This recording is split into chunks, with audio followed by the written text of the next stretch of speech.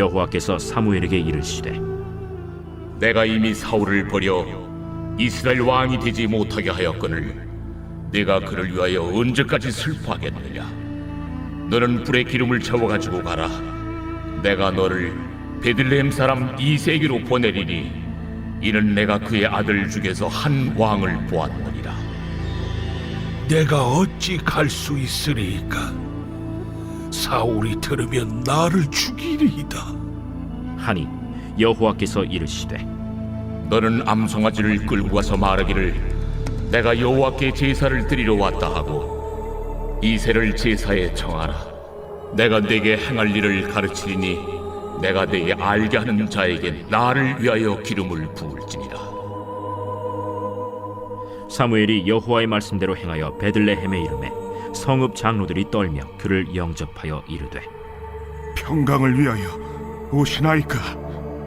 평강을 위함이니라. 내가 여호와께 제사하러 왔으니 스스로 성결하게 하고 와서 나와 함께 제사하자 하고 이새와 그의 아들들을 성결하게 하고 제사에 청하니라. 그들이 오매 사무엘이 엘리압을 보고 마음에 이르기를 여호와의 기름 부으실 자가 과연 주님 앞에 있도다. 여호와께서 사무엘에게 이르시되 그의 용모와 키를 보지 말라. 내가 이미 그를 버렸노라. 내가 보는 것은 사람과 같지 아니하니 사람은 외모를 보거니와 나 여호와는 중심을 보느니라. 이새가 아비나답을 불러 사무엘 앞을 지나가게 하매 사무엘이 이르되 이도 여호와께서 택하지 아니하셨느니라. 이새가 산마로 지나게 하매 사무엘이 이르되 이도 여호와께서 택하지 아니하셨느니라. 이새가 그의 아들 일곱을 다 사무엘 앞으로 지나가게 하나 사무엘이 이새에게 이르되 여호와께서 이들을 택하지 아니하셨느니라. 내 아들들이 다 여기 있느냐? 아직 막내가 남았는데 그는 양을 지키나이다. 사람을 보내어 그를 데려오라. 그가 여기 오기까지는 우리가 식사 자리에 앉지 아니하겠노라. 이에 사람을 보내어 그를 데려오매 그의 빛이 붉고 눈이 빼어나고 얼굴이 아름답더라. 여호와께서 이르시되 이가 그니 일어나 기름을 부으라. 사무엘이 기름 뿔병을 가져다가 그의 형제 중에서 그에게 부었더니 이날 이후로 다윗이 여호와의 영에게 크게 감동되니라. 사무엘이 떠나서 라마로 가니라. 할렐루야. 주님의 은혜가 충만한 복된 하루 되시길 바랍니다. 오늘은 사순절의 첫 시작 날입니다. 4월 8일까지 주일을 제외한 40일 기간을 사순절이라고 합니다. 예수님의 고난, 십자가 죽음, 그 부활을 향한 40일의 그 여정을 우리가 이제부터 시작을 하게 됩니다. 특별히 상당교회 2023년도에는 일일 일선 캠페인을 벌이고자 합니다. 하나님 말씀을 묵상하고 또 기도하고 날마다 하루에 한 가지씩 선한 일들을 행동으로 또 실천하고 적용하면서 하나님께서 우리에게 주신 사명, 예수님의 그 고난에 동참하며 하나님의 선을 행하는 이번 기간이 되어지기를 바랍니다. 특별히 우리 상당교회 우리 목사님 또 전도사님들과 같이 이 말씀을 나눌 거예요. 각자의 삶의 또 여정 또 사역의 여러 현장 속에서 아주 실제적인 그런 이야기들 또 여러 가지 또 아주 중요하고 독특한 묵상 포인트들을 함께 나누면서 이 40일의 여정 여러분 같이 동참하시고 일일 일선을 통해서 하나님의 선을 행하시는 구체적으로 행동으로 옮기시는 하나님의 거룩한 교회 선교적 교회가 되실 수 있게 되길 주님의 이름으로 축복합니다. 자, 오늘 본문의 말씀은 사무엘상 16장인데요. 이제 하나님께서 아주 직접적으로 사울을 버렸다고 말씀을 하세요. 그래서 새로운 왕이 될 사람을 이제 뽑게 되죠. 사무엘에게 새로운 미션을 허락해 주시는데요. 1절 말씀, 여호와께서 사무엘에게 이르시되 내가 이미 사울을 버려 이스라엘 왕이 되지 못하게 하였거늘 내가 그를 위하여 언제까지 슬퍼하겠느냐. 너는 뿔에 기름을 채워 가지고 가라. 내가 너를 베들레헴 사람 이새에게로 보내리니 이는 내가 그의 아들 중에서 한 왕을 보았느니라 하시는지라. 무엇을 할 수 있는가? 말씀하시는 하나님, 그리고 모든 문제에 대한 해답을 갖고 계시는 하나님임을 볼 수가 있습니다. 새로운 왕을 선출하고 하나님께서 세우시겠다는 그런 계획을 갖고 계세요. 하나님에게는 언제나 계획이 있으십니다. 그래서 우리는요, 늘 하나님 앞에 질문하고 늘 하나님의 뜻을 구해야 되겠죠. 우리의 삶 속에 여러 가지 고난이 있고 어려움이 있어요. 많은 장벽이 있습니다. 막힐 때마다, 여러 가지 질문이 들 때마다 하나님 앞에 고민하시고 또 질문하시면 하나님께서 거기에 따른 가장 정확한 대답을 허락해 주실 줄로 믿습니다. 자, 사무엘이 그 하나님의 말씀에 근거해서 베들레헴 땅으로 갑니다. 이새의 가정에 찾아갑니다. 자, 그곳에서 이제 하나님께서 명하신 기름 부을 자를 이제 찾게 되는데, 이새의 그 가족들을 다 초청을 했어요. 5절 말씀, 이르되 평강을 위함이니라. 내가 여호와께 제사하러 왔으니 스스로 성결하게 하고 와서 나와 함께 제사하자 하고 이새와 그의 아들들을 성결하게 하고 제사에 청하니라.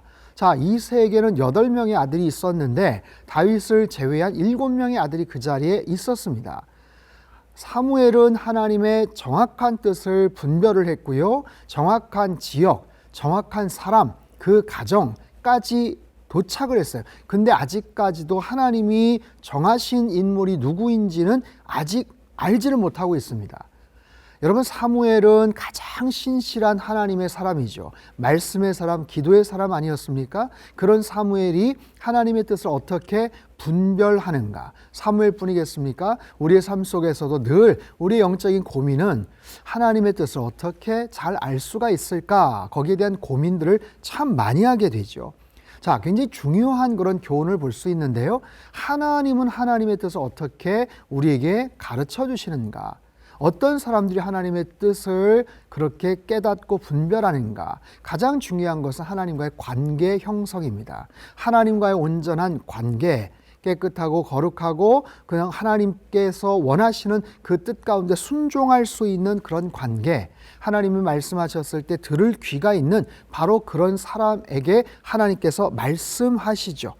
근데 만약에 그렇지 않다면 하나님은 말씀하지 않으세요.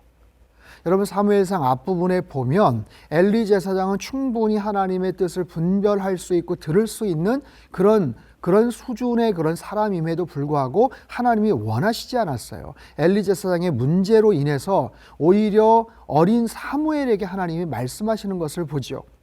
사무엘은 한 번도 하나님의 음성을 들어본 적이 없었던 그런 어린 아이였지만 하나님께서 그런 어린 사무엘에게 말씀하십니다. 누구에게? 엘리 제사장에게 전할 말씀, 엘리 제사장에게 직접 하시지 않고 어린 사무엘에게 말씀하시는 것을 봅니다. 사도행전 9장에 보면 사울, 회심하기 전에 그 사울이죠. 그 사울이 다메섹 도상에서 정오의 그 햇빛보다 더 밝은 빛 앞에 꼬꾸라지죠. 사울아 사울아, 네가 왜 나를 핍박하느냐? 당신이 누구십니까? 그 주님께서는 사울에게 하실 말씀이 많음에도 불구하고 오히려 떨어져 있었던 아나니아라는 사람을 통해서 사울에게 전할 메시지를 전달하게 하시는 것을 봅니다.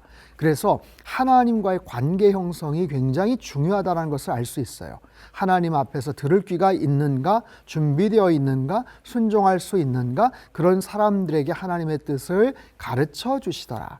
두 번째는요, 그 하나님의 뜻을 알아가되 하나님께서는 모든 것을 완벽하게 가르쳐 주시기도 하지만 단계적으로 가르쳐 주시기도 해요. 오늘 본문도 마찬가지죠. 사무엘과 하나님 사이에 무슨 막힐 문제가 있겠습니까? 사무엘에게 명령하셨고 사무엘은 충분히 순종할 의향이 있었고 그 말씀대로 순종을 하고 있습니다. 그런데 아주 구체적으로 그 가정에 누구다라고까지 얘기하지 않으시더라고요. 단계적으로 말씀하시는 것을 알 수가 있습니다. 그렇기 때문에 어떤 상황에서 이것이 하나님의 뜻이다라고 너무 함부로 단정하셨을 때 실수를 범하기도 하고 하나님의 뜻을 그르칠 수도 있더라라는 그런 교훈을 우리가 배울 수가 있죠.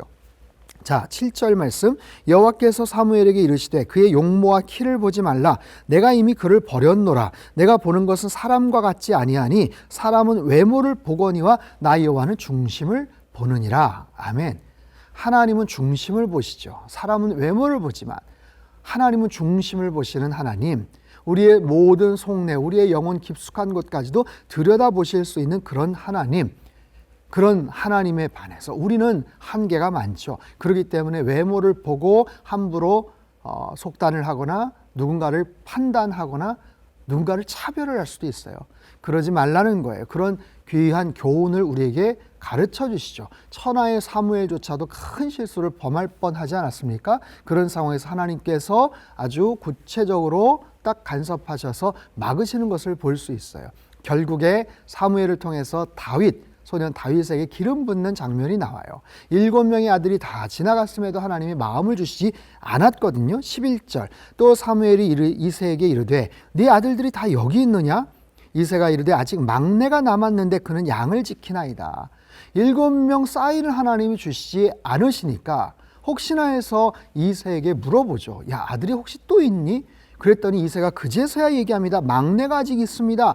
이 하카탄이라는 히브리어는 가장 작은 아이, the smallest, 가장 작은 아이, 가장 어떻게 보면 막둥이, 어떻게 보면 좀 애교스럽게 우리 막내를 호칭할 수 있는 표현이긴 하지만 여기는 약간 부정적인 그런 뉘앙스가 담겨져 있어요.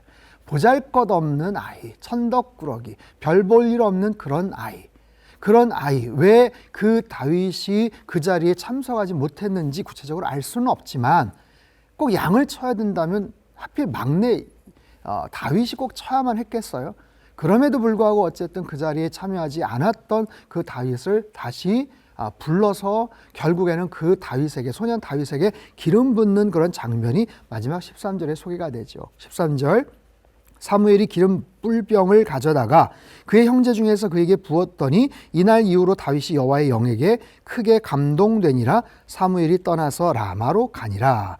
자, 막둥이에 불과하고 정말 보잘것없는 그런 모습, 그런 존재가 없는 아이로 그 가정 안에서는 그렇게 평가받았던 그런 소년 다윗이지만 하나님께서는 그 중심을 보시는 거예요. 그의 앞으로 될 일을 보시는 거예요. 그리고 하나님께서 택하시면, 하나님께서 기름 부어 역사하시면 그가 이스라엘의 왕이 되기도 하고요. 하나님의 영에 크게 감동이 되어서 하나님의 위대한 일들을 감당하게 되더라라는 거죠. 사랑하는 성도 여러분, 오늘 세 가지를 한번 생각해 볼까요? 일일 묵상. 하나님은 언제나 계획이 있으세요. 하나님께서는 언제나 뜻이 있으세요. 답을 갖고 계셔요. 여러분, 그 하나님 앞에 질문하시고 그 하나님의 뜻을 늘 분별하며 살아가시길 바랍니다. 일일 기도, 하나님, 그 하나님의 뜻을 보다 더 잘 분별하게 하시고 실수하지 않게 하여 주십시오. 일일 일선, 이 말씀을 가지고 어떻게 우리가 적용해 볼 수 있을까요? 사람은 외모를 보거니와 나는 여호와는 중심을 본다. 여러분, 우리는 외모를 보면서, 누군가를 겉모습을 보면서 얼마나 많은 판단을 하고 함부로 이야기하고 차별을 할 수가 있습니까? 그러지 말아야 되겠다. 혹시 내가 어떤 겉모습만 보고 누군가에게 함부로 행동을 하거나 함부로 말을 했다면, 혹시 다시 기회가 된다면 그분에게 좀 더 나이스하게 행동을 하고 조금 더 좋은 말들로 권면하고 위로하고 그런 관계들을 쌓아가야 되겠다. 여러분, 그것이 실제 지금 우리의 일일 일선의 적용점이 되겠죠.